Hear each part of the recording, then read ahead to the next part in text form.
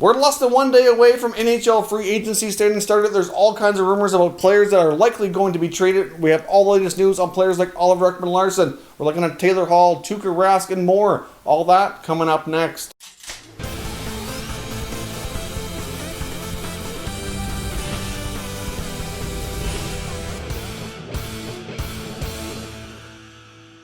So welcome back to another video here at Top Shelf Hockey. Now, as I mentioned, we have all the latest rumors about what we might see happen tomorrow and beyond as we approach NHL free agency. There's still lots of rumors about players who could be traded. Most of these rumors are involving players that are, likely going to be a salary cap dump for teams so they can go after other guys. Let's kick things off here. First up with the Boston Bruins. I mean, there's been a lot of talk about the future of Tuukka Rask. I mean, ever since he left the bubble, I know he took a lot of heat and criticism for that, but clearly that was a situation that really I think people should leave him alone if they haven't already. It was a medical situation with his child. He had every reason to not focus on hockey and to leave and go deal with that. But either way, he's got $7 million contract. A lot of money, 1 year left. He's hinted at retirement before. Nobody really knows what the future holds for Rask. It seems like there's a lot of mixed messages that are unclear about if he wants to continue playing, would he want to do an extension with Boston, exactly, where are things at with the head of Tuukka Rask. Nobody really seemed to, at least from a public perspective at least, seem to know the answer to that. But he did a recent interview here to kind of clear things up a little bit.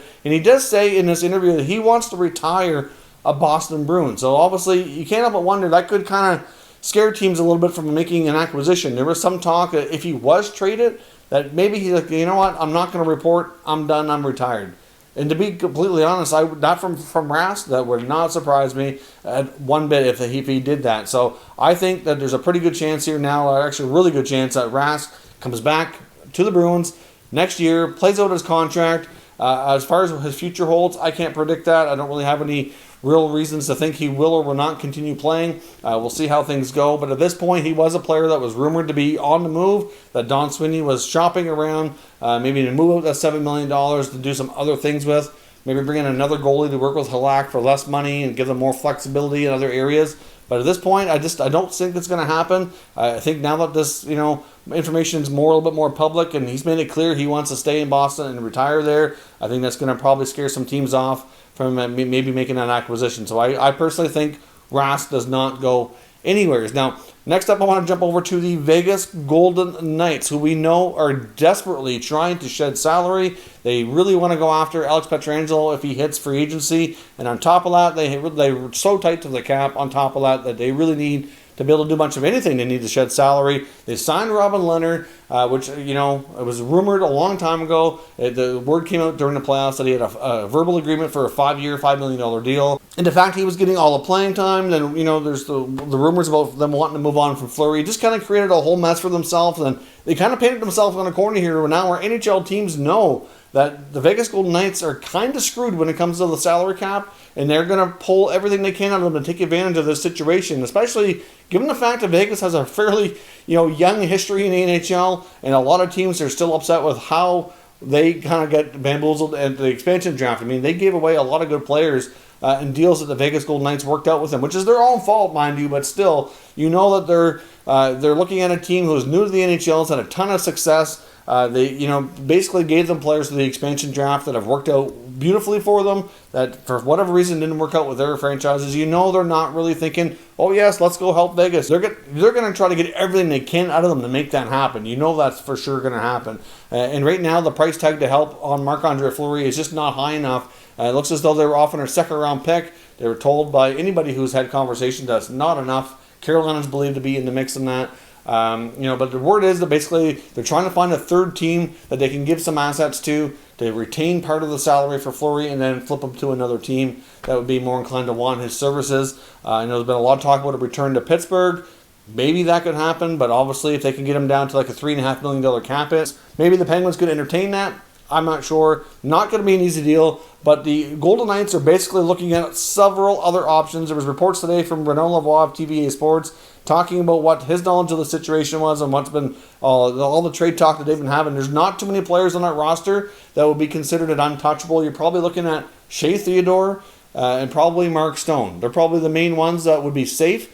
Just about everybody else they're having trade talks about. There was reports from Lavoie indicating that the Golden Knights were extremely close He made it sound like they were really, really close to trading Max Pacioretty at the NHL draft. Obviously, the draft was held virtually, but there's lots of calls and conversations going on. They had conversations around Nate Schmidt. They're trying to move the contract of Paul Stastny. And they also even considered Jonathan Marchessault. So I've seen reports that his name was out there. Probably not to the extent the other ones were. They have to listen on just about everybody, though, because they have to find money to go out. And at this point, beggars can't be choosers. You know, like they're going to have to do with what other teams are willing to do. But I did see reports that the Jets were interested in bringing back Paul Stastny. He's only got 1 year left, but it's way too much money at $6.5 million, which is why they couldn't re-sign him in the first place after he was there at the trade deadline for a year. He fit in great in Winnipeg, and he probably would be a good fit there again if Winnipeg would eat some of that salary or find a way, again, like they're trying to do with Fleury, to have a third team take on some salary. But that maybe could be a trade we could see again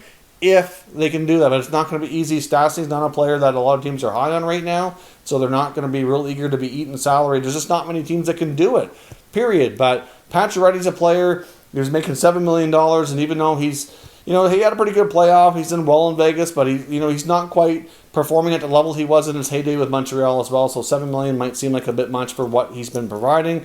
It's still a solid player, but you know, when you're looking at what the money is, and sometimes you got to say, okay, you know, could we do better? You know, get better value for your production or whatever. So, you know, there's a lot of conversations going on in Vegas. Teams are not real willing to help out here. Like I said, they know Vegas is screwed. They're going to try to squeeze as much out of them as they can to make things happen. So it's going to be interesting to see how Vegas fares in trying to unload Marc-Andre Fleury, or if we see a big deal like a Pacioretty, a Schmidt, or Stasti, because there's conversations going around all of them. So I guess let me know what your thoughts are. Give me some mock trades, where you think some of these players could go. Should these teams be trying to take advantage of Vegas to get these players, or should they just kind of leave things be and say, you know what, we're not taking this on without basically handing over something super substantial. So I'm not sure what Vegas can do, but they could be in a real tough situation here. And of course, we saw the trade for the Columbus Blue Jackets with Montreal for Domi for Anderson. We also saw the fact that they decided to buy out Alexander Wenberg, and now there's talk that they're also getting calls on the contract of Brandon Dubinsky. Now, of course, Dubinsky's a player